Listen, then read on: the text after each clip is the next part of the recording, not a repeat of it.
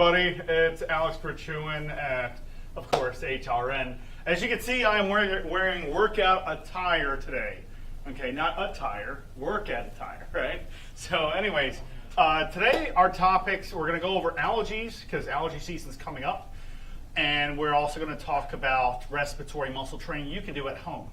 Okay, that if you don't have a Delta V, I'm going to show you some nice little tips and tricks to help you with that. So please keep a pen and paper, just for as far as techniques go, pen and paper just to kind of write down some of the information, just in case we have some memory problems where we might forget later.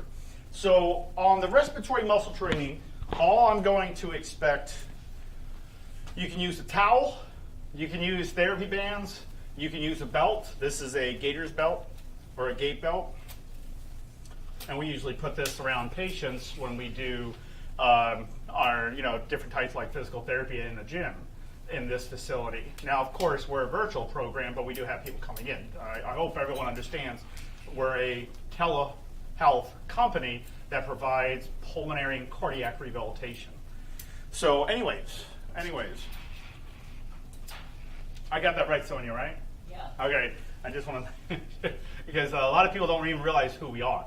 You know, Home Rehab Network is where people rehab themselves at home, meaning they go through pulmonary and cardiac rehabilitation, always done virtually, of course, but we also have an inside facility too, where people can come in and go into our gym and meet our clinicians and work out with our clinicians.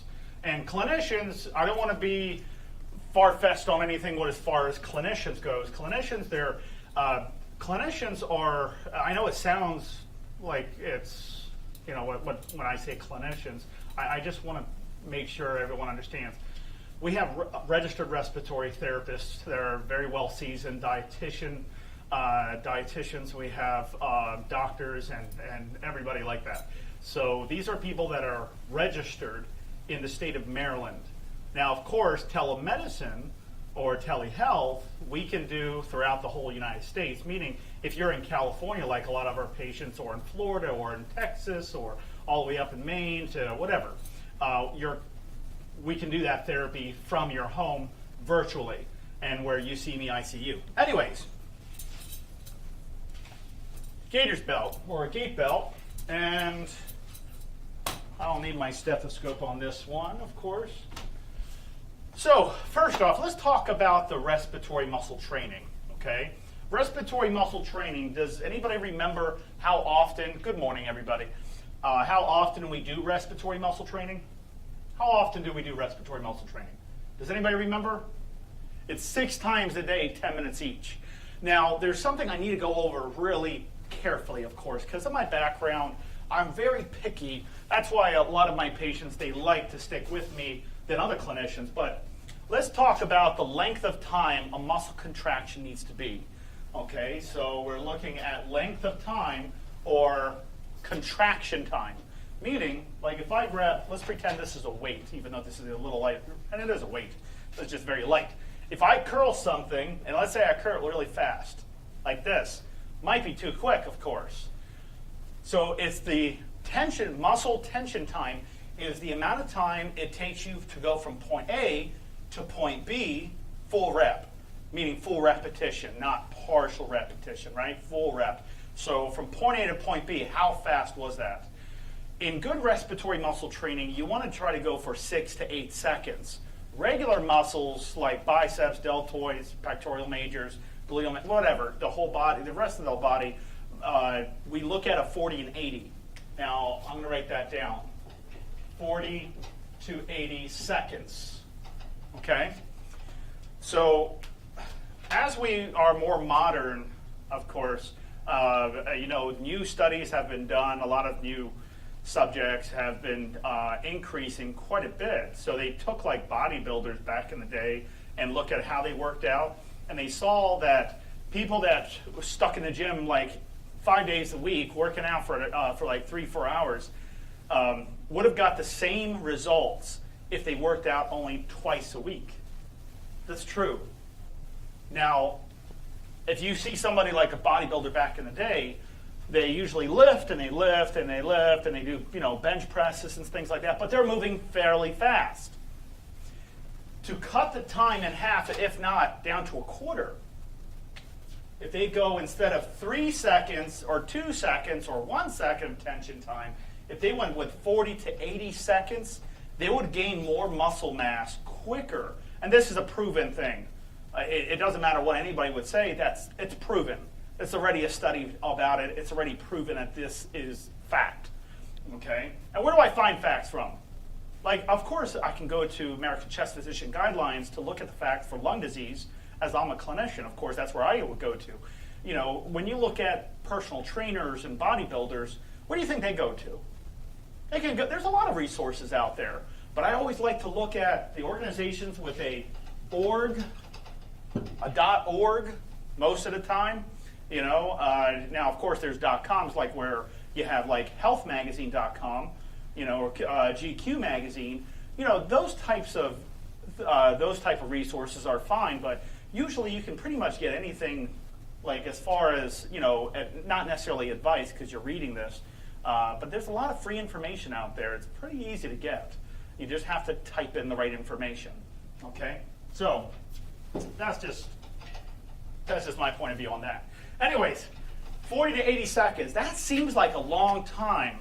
But if I'm going off of what they did on that study, that means 40 seconds, they would have to be curling very slowly, really slowly, and make that last for 40 to 80 seconds on contraction.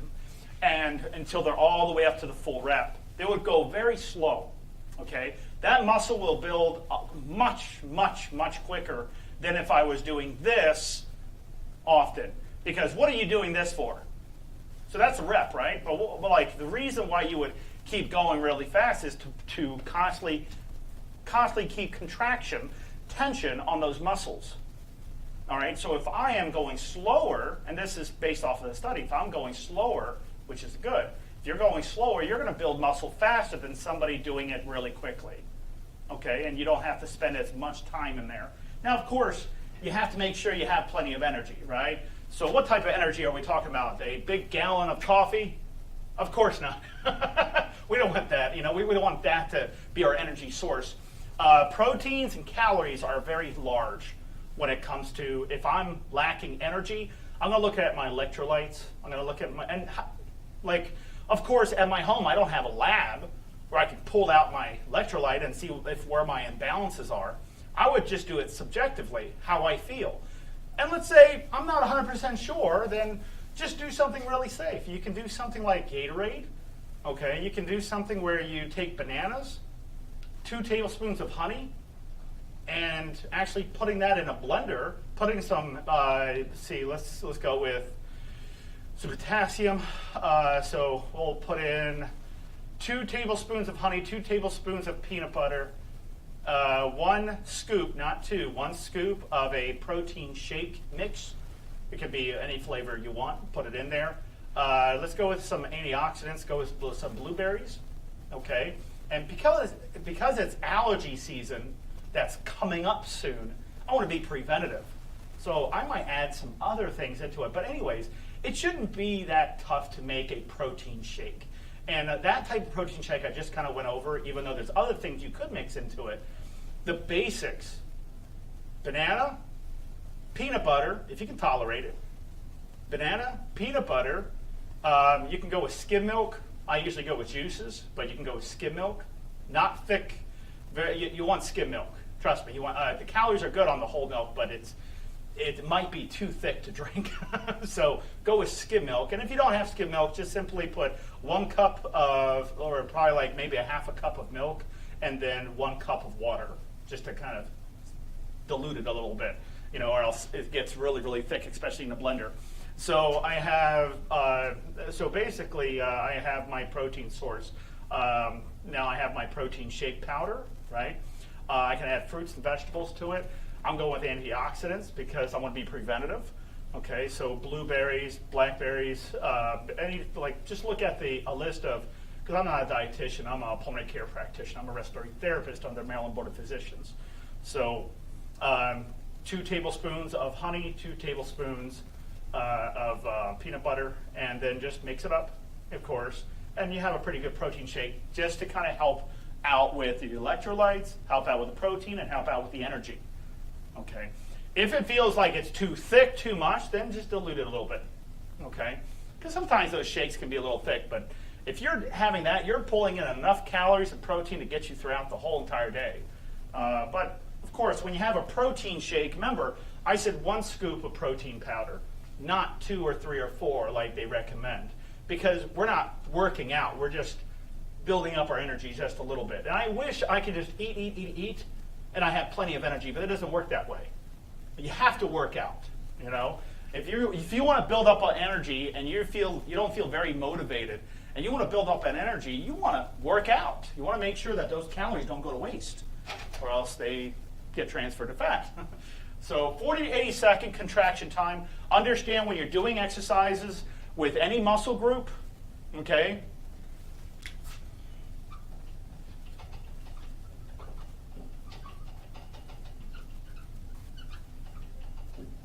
Okay, so any part of the body, 40 to 80 seconds contraction time. You know, muscle tension time, okay?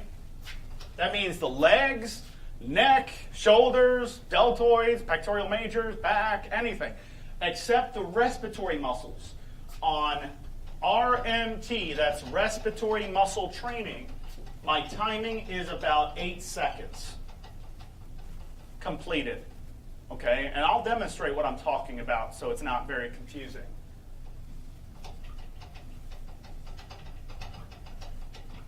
Okay, so let me show you first thing, okay? If you don't have a delta V, that's okay.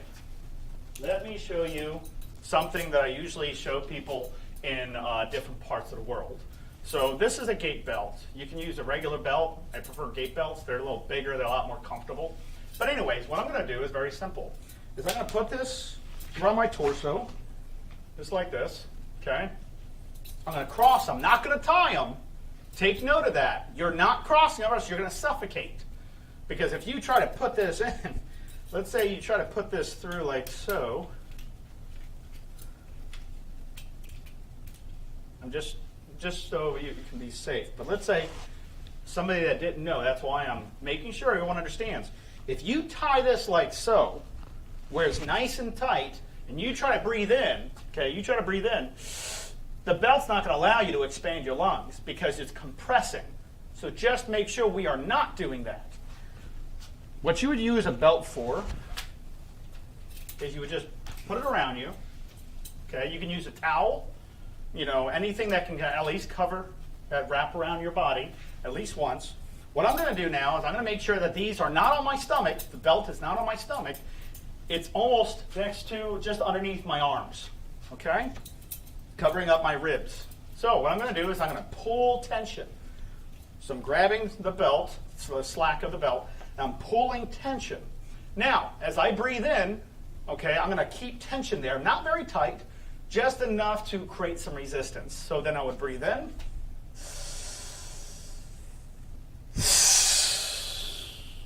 Breathe in again.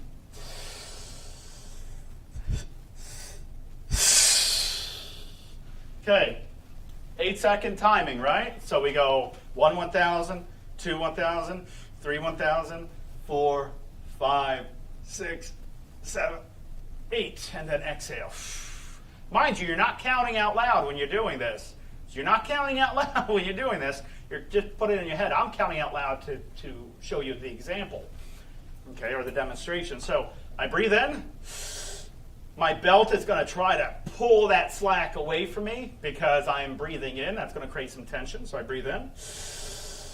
Breathe out. Let's get it into a close-up here.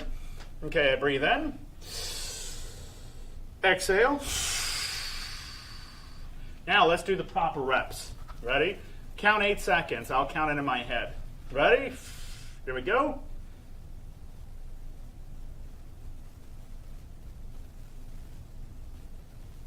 That was 8, exhale. Then do it again.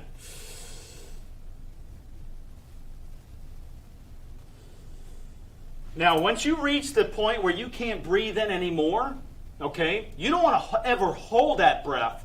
You want to try to keep the tension going. Remember, don't hold that breath. Like if I grab the weight, let's say I have a weight here, okay, and I grabbed it and I held it right here. That's not going to build more muscle up by holding it there. Same thing if you hold your breath. You want to keep the muscle contraction, the timing to extend. You want a longer extension time on your muscle contractions. Okay, those are intercostal, diaphragmatic, whatever. Though any part of the body, it's 40 to 80 seconds is a good routine. Respiratory muscle training is 8 seconds. You want to try to go for at least 8 seconds. Now, if you can only do it for 4 seconds, that's fine. Perpetuate and work your way up to at least where you can do it, where your tension time on your respiratory muscles goes to about 8 seconds. Okay, but if you can't get there yet, well, that's why I'm here, to help people like that out. Good morning, Lenny. All right, now, when doing respiratory muscle training, you're going to get sore. Okay, that's just what's going to happen. When you do a good workout, or when you're in a good workout, about a couple days later, maybe the next day, you might get sore around the midsection. If that happens, of course, you want to make sure you boost your proteins up. Boost your proteins and pull in a little bit more calories. When they feel sore, like any muscle, when you stretch a muscle out, you're stretching pecs or whatever.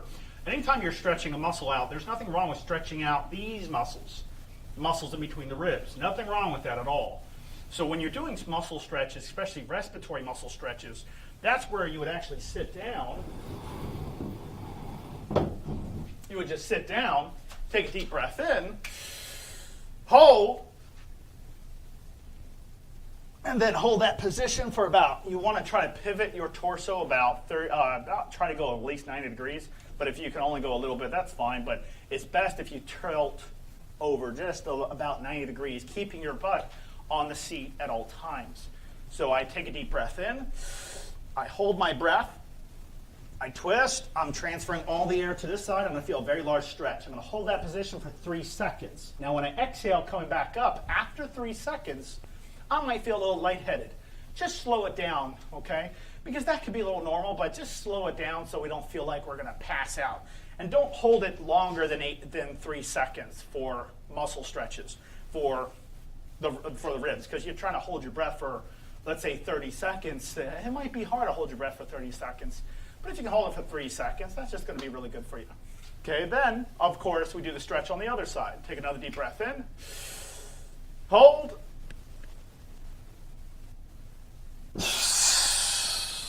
hold time is how long? 3 seconds, okay? All right, so with the respiratory muscle training, how often do we do that? How often do we do respiratory muscle training? 6 times a day, how long? 10 minutes each. 6 times a day, 10 minutes each. Now, what type of advice am I giving you? What type of advice am I giving you? Well, first off, I'm Alex Grichuhin, right? So I'm the Director for Advanced Lung and Heart Disease.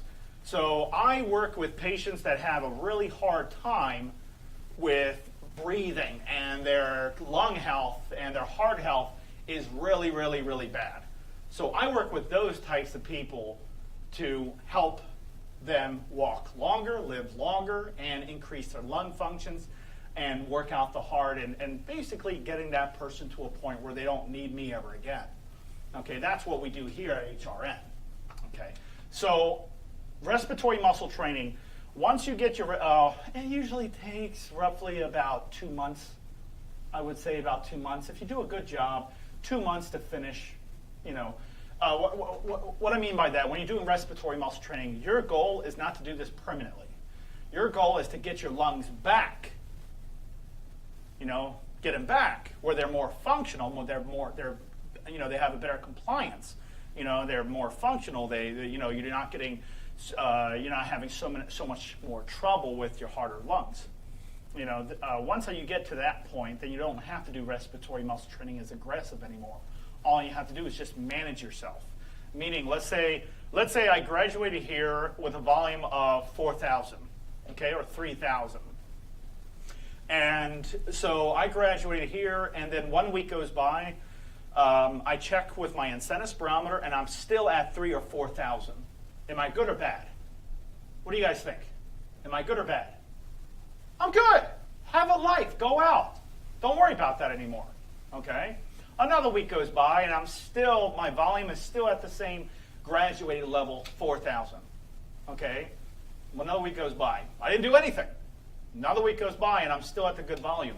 Are you good or bad? Of course you're good. Just relax. Don't worry about it. Just check it once a week. Now, let's say you had pneumonia and you had, you got sick, and let's say you got sick and you check about a couple days later or the next day that you check with your incentive spirometer and you saw that you were half of that. Instead of 4,000, you got 2,000. What would you do? What would you do? Respiratory muscle training 6 times a day, 10 minutes each, until you're back up to where you were when you graduated. That was your goal. Okay? If you couldn't do that, what would you do then? Come on, guys, you gotta be quick. You can't just stare at me eating popcorn. Well, what should you do? Call the doctor. I really would suggest looking and reviewing some of our past videos. When you're starting to feel sick, but let's say you're not completely sick yet, you don't ever wait till the last minute until your temperature is 120 degrees and you're literally in a coma, if not already dead nearly. You don't wait to that point. That's the worst place to be at. When you start feeling the symptoms, like you start getting a low-grade fever, things like that, that's where you call the doctor. You don't wait until the end. The end is called the end for a reason. You don't wait to that point. You might be lucky to survive that. If you're starting to feel sick, but you're not 100% sick yet, you call that doctor at that point. My patients, they either let me know, and then I will do whatever it takes, of course, and I will contact their doctor and all that jazz, and also help with that patient. You could be amazed at how many people I can help virtually. Because if I know something's happening, all I have to do is just see you on the camera. If I can see you in real time, which that's what we do here at HRN, if I can see you in real time, I can try to help you troubleshoot, giving you suggestions of, bronchial hygiene, lavaging to get rid of that thick congestion inside the lungs, stuff like that. Okay? So I can help you more than you can possibly imagine. All I can't do is just put hands on you. Okay? That's it. That's it. So in virtual sense, yeah, you pretty much do a lot in virtual. Okay? That's why you're seeing me. So that is virtual, but what we do is through Zoom or FaceTime, where I see you and you see me, I hear you and you hear me, and vice versa, right? And we work out together until you work out in a group setting until you're out. But respiratory muscle training, remember, it's 6 times a day, 10 minutes each. Doing lung stretches, I would suggest working with me first, just so I can see what problems are. Let's say you have a bad back, you can't do a lung stretch. Things like that. Barbara Daly, how do you know what incentive spirometer level should be? Very good. I love that question, Barbara. Excellent question. Let's go up on the board really quick.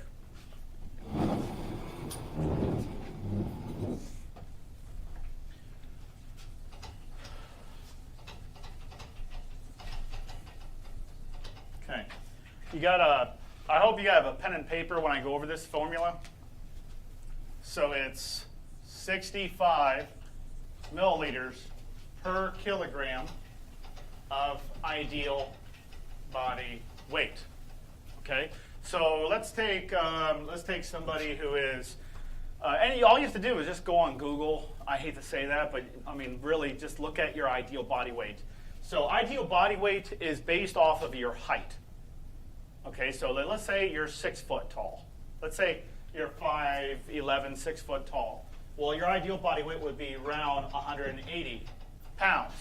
Okay, that's just what it is. That's what your ideal body weight. Like I weigh over 200 pounds, but my ideal body weight is actually 180.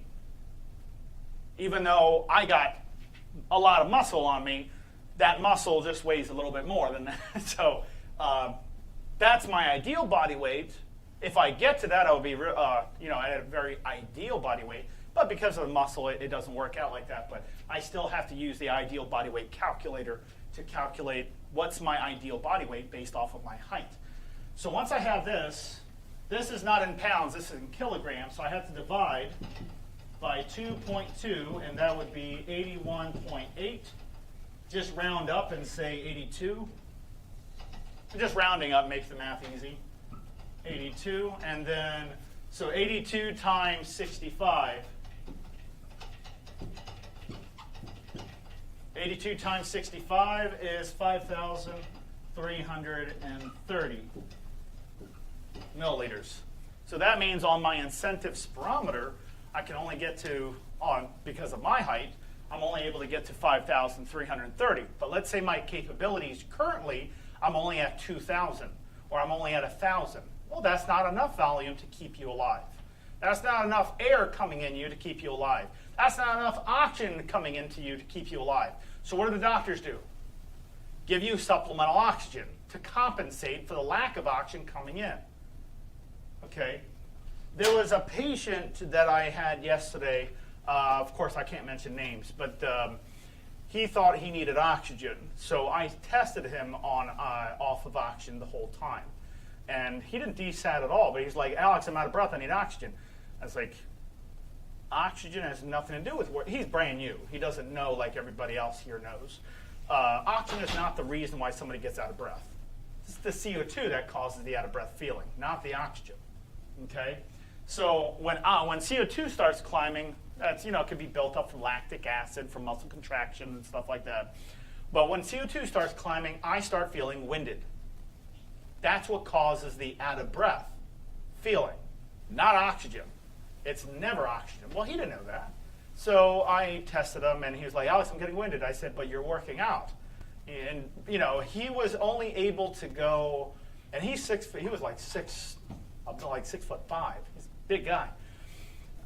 He was only able to do about 200 feet when he first started. He did 600 feet yesterday by incorporating the proper breathing technique, one-step inhale, one-step exhale. The thing is that I had to keep his concentration because of anxiety. His anxiety goes a little high, meaning as soon as he starts feeling a little winded, he feels like he's going to panic. And I don't blame somebody for that, because if the last time I worked out and I got winded and I nearly passed out, I'm going to get scared of that prior time, even though it's been 2, 3, 5 weeks or maybe years in front of that. Because of that incident, I'm still in the back of my head worried about that happening again, right? So because of that, I had to change his way of thinking. Ambient, perfect, easy ambient sound, played music. Music that he remembers and things like that. That is those are obviously headphones, but they're noise canceling headphones. So meaning if there's any noises going on, it's not going to pick up those noises in the ambient area, okay, or around your area. So that helped because he was listening to music thinking he was back. Like if I grew up in the 80s, which I did, if I grew up in the 80s, then, because I'm 45 years old, if I grew up in the 80s, I'm going to listen to 80s music, and I'll remember when I was a kid walking down the sidewalk and listening to music with like a little Walkman or something like that, or just singing to myself. And if I put myself back to that situation, I didn't get very winded when I was a lot younger because I was always working out. I was always exercising. I was always walking long distances. And I really mean that, long distances. I'll tell you that another time, but I walked very long time. So if I bring that back, and I remember when he remembers when he was young, he listened to this music, so I brought that music back into his aura, and he remembered back when he was young. And so when he was walking, he wasn't concentrating on the exercise. He wasn't worried about the work of breathing. He just remembered how it was back then. And it just put his mind frame in a better situation instead of letting his anxiety get too high where it becomes very uncontrollable. Okay? Sound canceling headphones. Even just for simple headphones. Music when you work out makes the workout a lot more enjoyable. Anyways, Barbara, did you get this? Barbara Daly? So it's 65 milliliters per kilogram of ideal body weight. So on my incentive spirometer, that's right. So let's say this is my incentive spirometer. Okay, oops.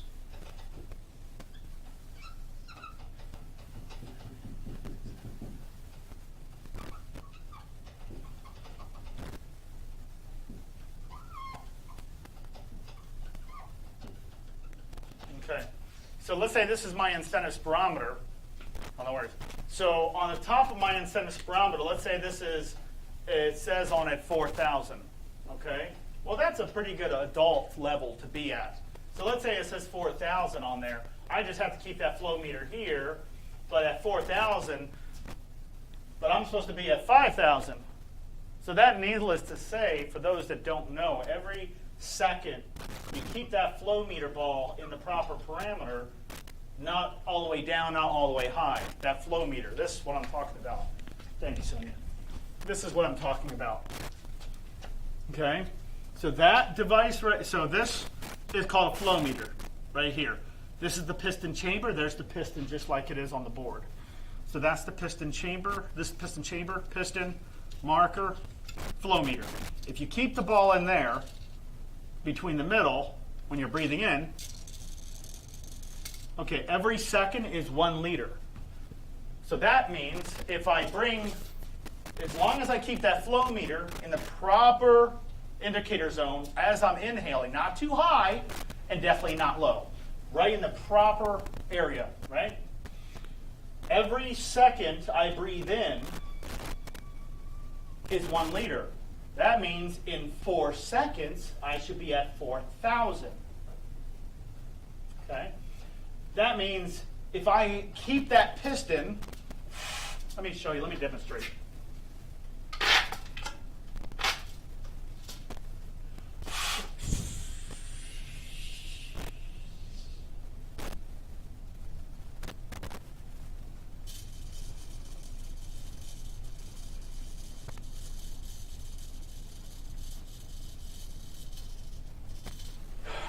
Okay, so it looks like it was along a little on the lower side. But anyways, you got the point. Every second is about 1 liter. It looked like it was more like 750 instead of 1,000 milliliters. But needless to say, it's about 1 liter every second. So if I bring that piston all the way to the top and leave it up there for about a second, an extra second on top of that, then I'm just going to guess, but I'm probably pretty close to being around the 5,000, even though it doesn't state that on here. It's guessing, you know. So if I'm going up every second on inhale, then I'm probably at the 5,000 zone. Okay, allergies. We have to talk about allergies, everybody. First off, allergies. That's going to come up because I have allergies too, you know. Not as bad, but it tends to, you know, if you put ragweed in front of me, I'm going to fill up like a balloon, you know. Stuff like that, or cat dander, because I'm allergic to cats. Anyways, there's a couple tips and tricks to help you with allergy season. Okay, one thing is drink more things like green teas, citrus drinks actually help tremendously. Citrus drinks. Now, of course, you have to watch out for the acidity behind the citrus drinks. If you have more citrus fruits, now I didn't make this up. This is actually a remedy that is actually fairly well known. Foods with mustard in it, like an allergy season. Let's say like around springtime, you want to try to buy some more fruits and vegetables, but also you want to buy some Dijon mustard, something like that. And putting Dijon mustard on sandwiches and snacks like that, but having some, it's in the mustard. If you have some of that mustard with, you know, with a sandwich or something, it actually has been shown to dramatically lessen the eosinophil levels. Those are the white blood cells that when you cough out, congestion, it produces like yellow congestion. That's a white blood cell that's from the eosinophils in your part of your white blood cells. So if you have things like mustard, you know, eating some things like mustard, citrus fruits, green teas, chicken soup, anything like that will actually help your allergies quite a bit. Now, for your nasal problem, if you have like your sinuses are filling up, you can do something as simple as a Neilmed rinse kit. You can take there's these salt bath crystals, the salts, bath salts. You know what I'm talking about? You can get from like Bed Bath and Beyond or something. But the eucalyptus, it's eucalyptus or spearmint or peppermint, but 2 tablespoons of that on the shower pan of your floor when you take a shower. It'll make the humidity not as aggressive, when you're in the shower. But it'll also clean out because menthol is a dilator. It's an airway dilator. So if you have things, that's why people like Vicks Vapor Rub. It makes them breathe easier, opens up the nasal passages. Menthol, needless to say, menthol, if you put 2 tablespoons of that bath salt on the shower pan of your floor, you take a shower, it'll make breathing a lot easier, but also it'll help your nasal problem. And of course, if you need to do a nasal massage, you can do a nasal massage. I hope that helps. Any questions, everybody?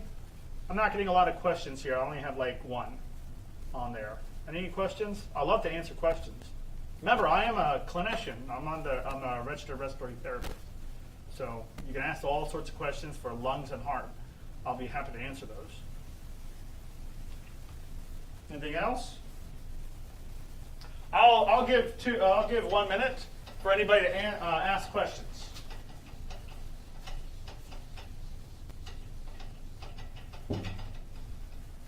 Anybody? Nothing? Really? I usually get a lot of questions. A lot of people watching us right now. No one has a question? Just write in the comment section.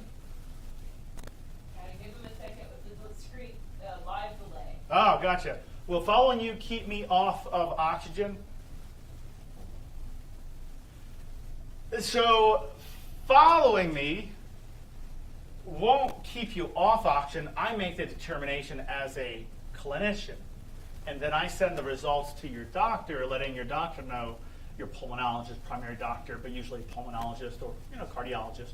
But anyways, doctor nonetheless. I would give that information on weaning protocols and send that information over to your doctor, letting your doctor know that, hey, I tested you off of oxygen, but if you try to take your oxygen off, it might not be a great idea. Because, look, you're conscious right now. But let's say somebody wears oxygen 24/7. You go to sleep, you're not going to govern your breathing. Your body does that automatically. Okay, but what happens in the middle of the night? Let's say that you desat in the middle of the night because you're breathing too shallow, you're not bringing enough air in, not getting rid of enough CO2. Then, of course, somebody that might be undiagnosed for, sleep apnea. This could be central, obstructive. It could be a combination of both. But I wouldn't recommend taking your oxygen off. I would never recommend that unless you're in my program, in this program here, where I govern that and I got permission by your doctor from a referral. That's how people are coming to this program. They come in by referral. So, all right. See, how much does our lungs move upon coughing? So on a cough, the lungs actually just contract very quickly.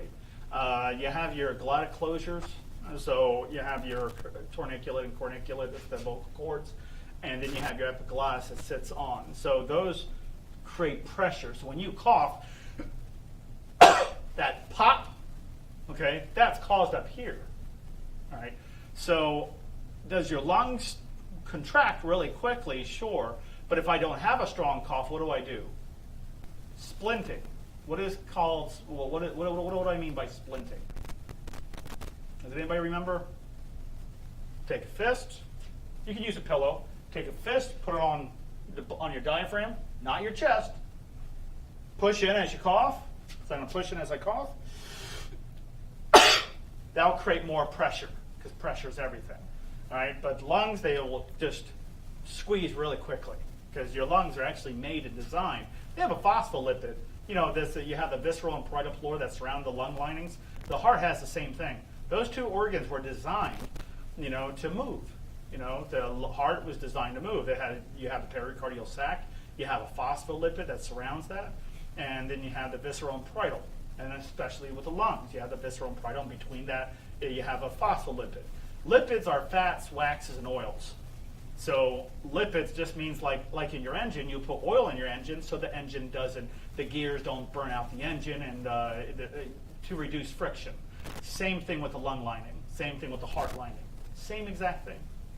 Okay, so it's made and designed to move fast. Your lungs can move very fast. People don't realize that, but your lungs are designed to move fast. When you're exercising, you're moving, you're running, yeah, they can move very fast, your lungs. But just people, for some reason, tend to try to breathe shallow and slow. Like you do this. Oh no, I heard this on Wikipedia, where I take a walk, I take one step, I inhale really slow. This is just one breath breathing in, and they're wondering, oh my goodness, I'm so out of shape, because they're doing the worst technique. They're taking one breath after 8 steps. That's the worst thing anybody could ever do. You don't ever do that. In my therapy class, I would pull you out, and you and I are going to have a talk. It's like, you are not here to die, but that's what you're doing, is you're trying to control your breathing by slowing down your breathing when your body's demanding air, and you're preventing that. So of course, you don't ever slow your breathing down during exercise. How much does why do some of our inhalers say they can cause pneumonia? So Debbie Slayball, that's a great question, and that's a really great question. So anything you inhale could potentially cause problems. Just like in a gym, you go into a gym, you have waivers that you sign, because the chances of you injuring yourself is probable. It's possible, right? The chances of you inhaling something that was traveled, and then even though it's in a container that was sealed, the chances of possibly having pneumonia. And remember, what is pneumonia? Is it an infection? It's a lung infection. That's all it is. It doesn't necessarily have to be a bacteria. Okay? It could be an infection. It could be all sorts of things, but there is always a chance of the possibilities of pneumonia with anything you inhale, because it's a foreign body, it's a foreign particle that you're bringing into your lungs.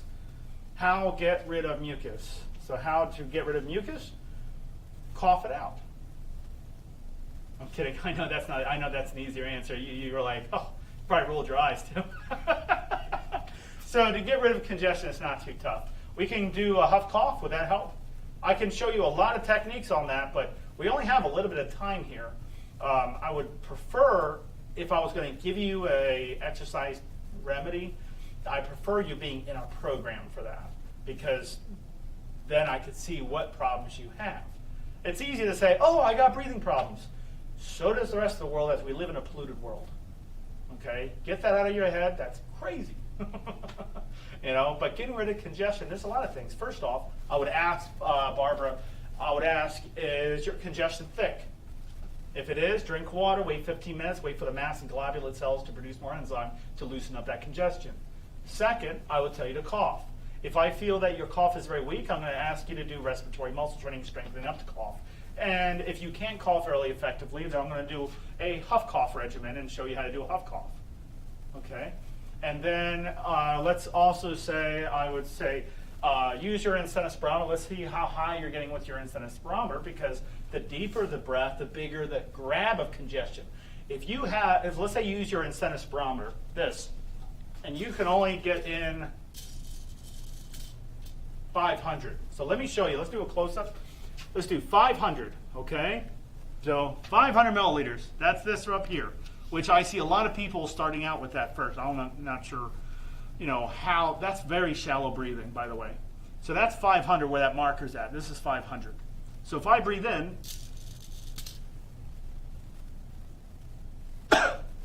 not a very strong cough, because that's all the volume I can pull in. Now if I took a deeper breath, 2,000 milliliters volume,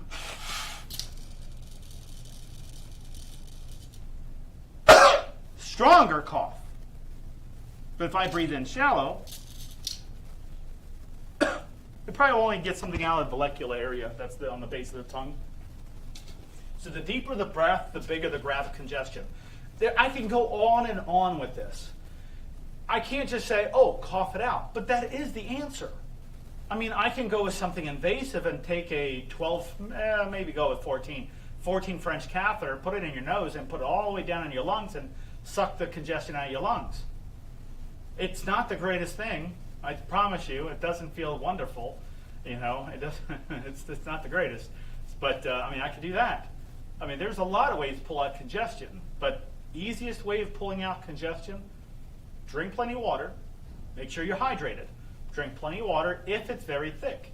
Okay. Then work on your cough. Okay. Do splinting to huff cough, where you sit down and you take a deep breath in. Then the next breath, remember the next breath is what? The most critical one. You have to breathe very slow.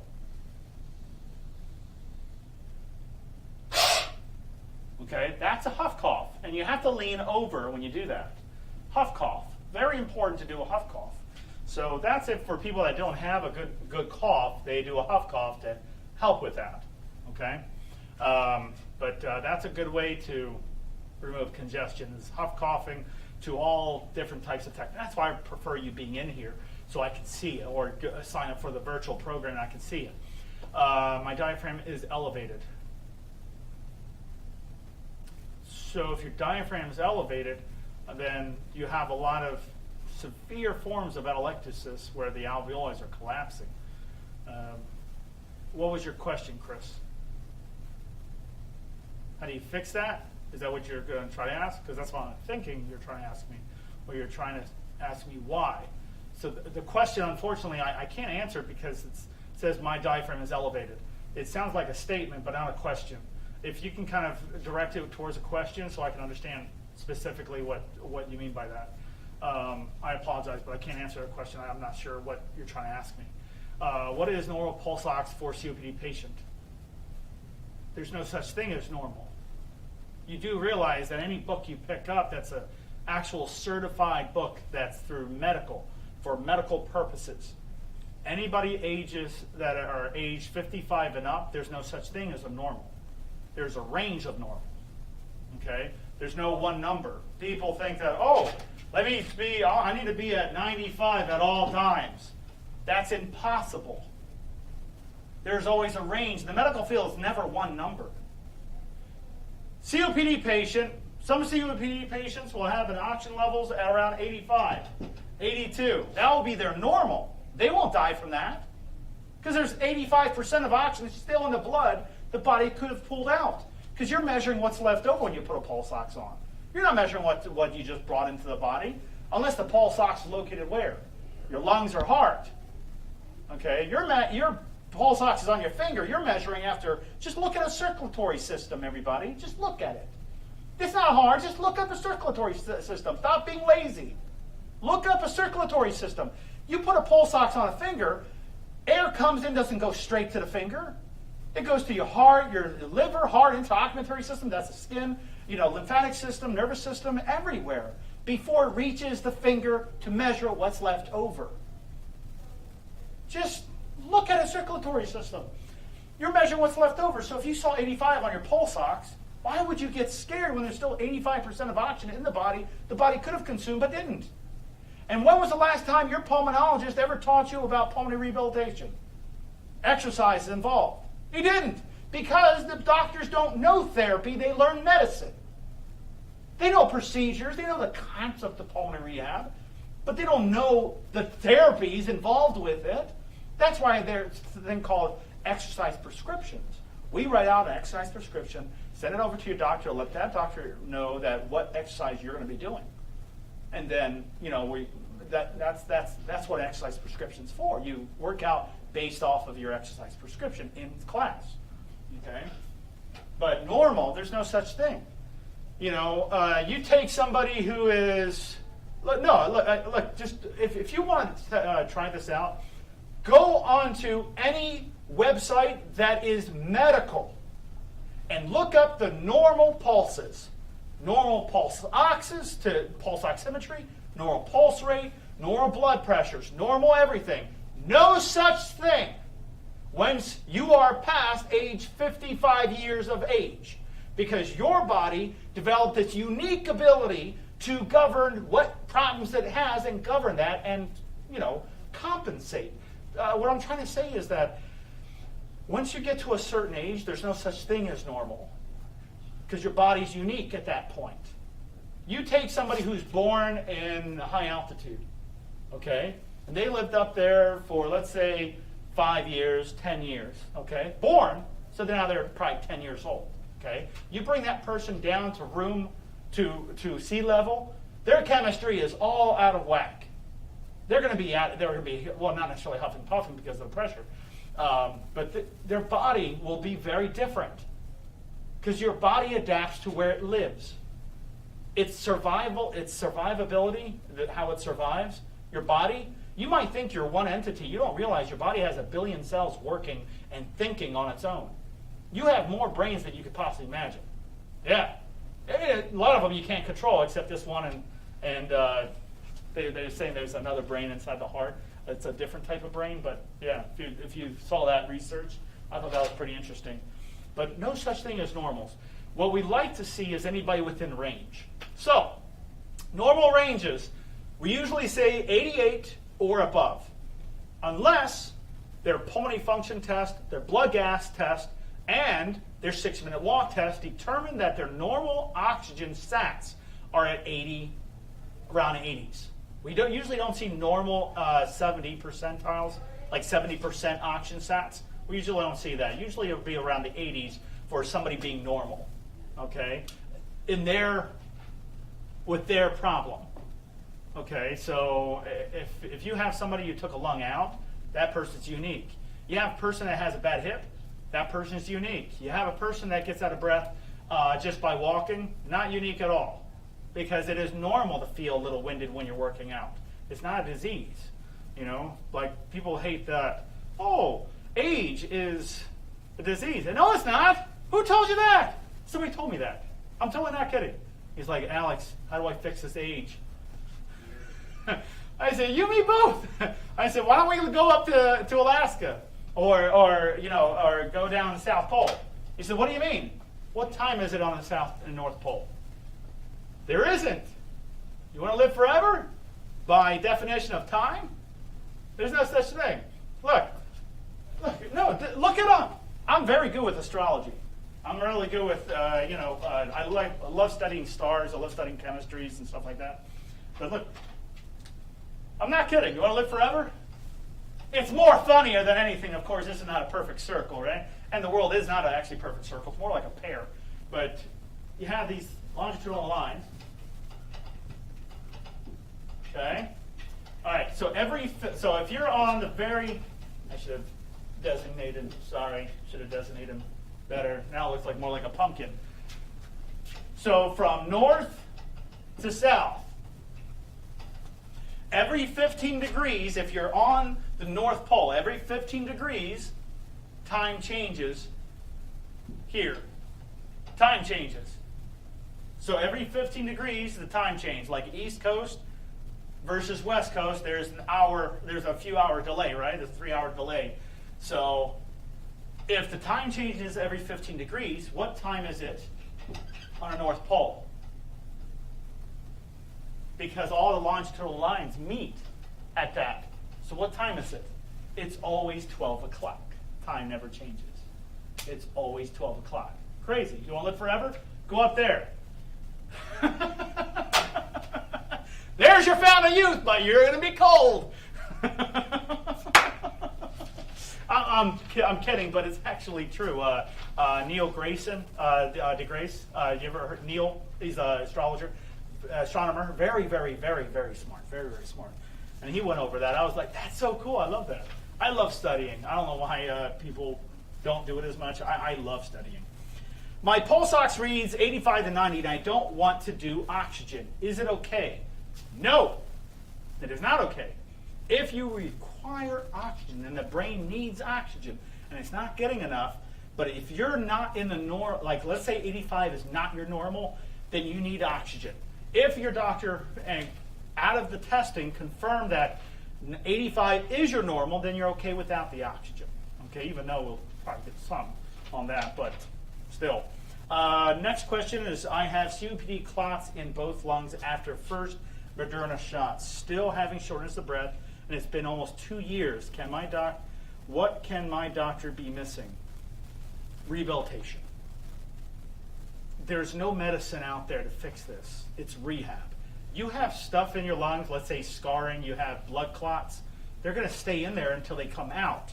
There is no medicine that grabs and throws it and chucks it out from your lungs. It's therapy, where you can actually do something where you do like chest physiotherapy, put one hand behind your head, and you cup your hand, and you go in the lower part of your ribs, over here.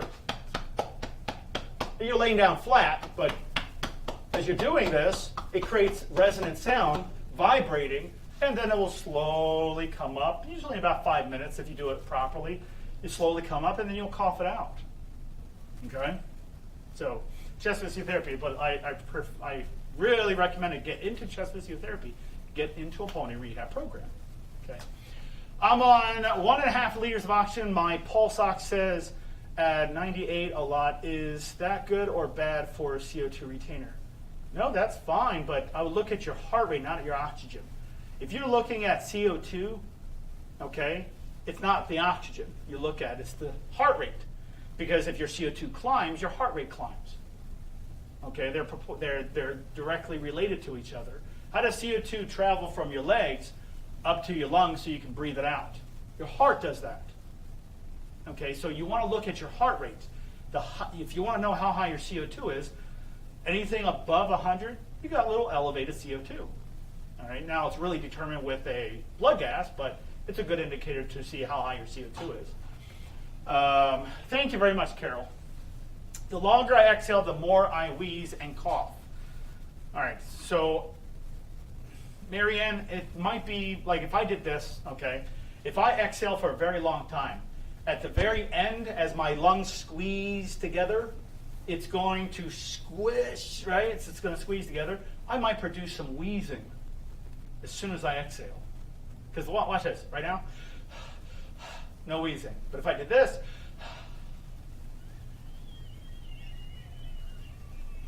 I'm squeezing my lungs. It doesn't mean I have a disease. I'm squeezing my lungs, and all those airways are being clenched, and air is trying to pass through that, going to create some vibrational sounds, meaning that it's going to start wheezing. So I would like to understand more what you're talking about. The longer I exhale, like I was just showing you, the longer, or demonstrated, the longer I exhale, yes. And coughing, of course. If I take look at your lungs like a dish sponge, everybody. If I take a dish sponge, I put it in the water, I clench that sponge, squeeze it, the water naturally comes out. Well, you can't literally go into your lungs filled with congestion and go in there and clench them like you would with a dish rag or a sponge. But if you exhale for 4 seconds or more, what are you doing? You're clenching your lungs.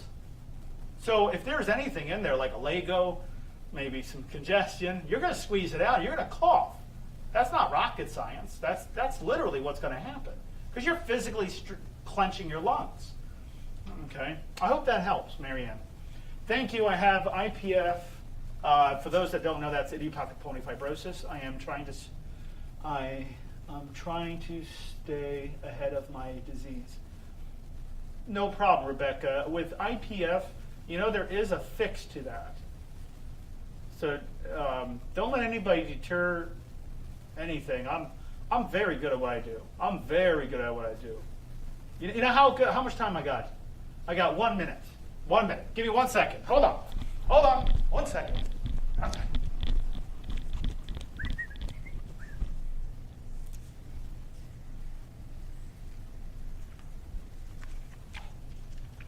One second.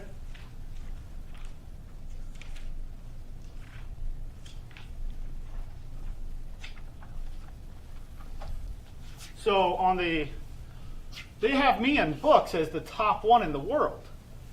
But I found out I'm the top 3. So top 3 in the world of pulmonary rehabilitation specialist. I'm a pulmonary care practitioner. I'm a respiratory therapist. But yeah, they voted me as the top one. I didn't write this book. Here, let me show you. This is all on alphabet speed.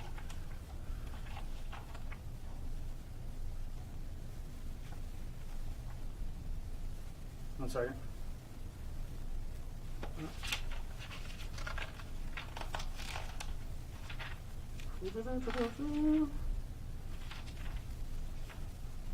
I'd rather prove it to you so you realize I'm not full of it. But I mean, all you have to do is just look me up.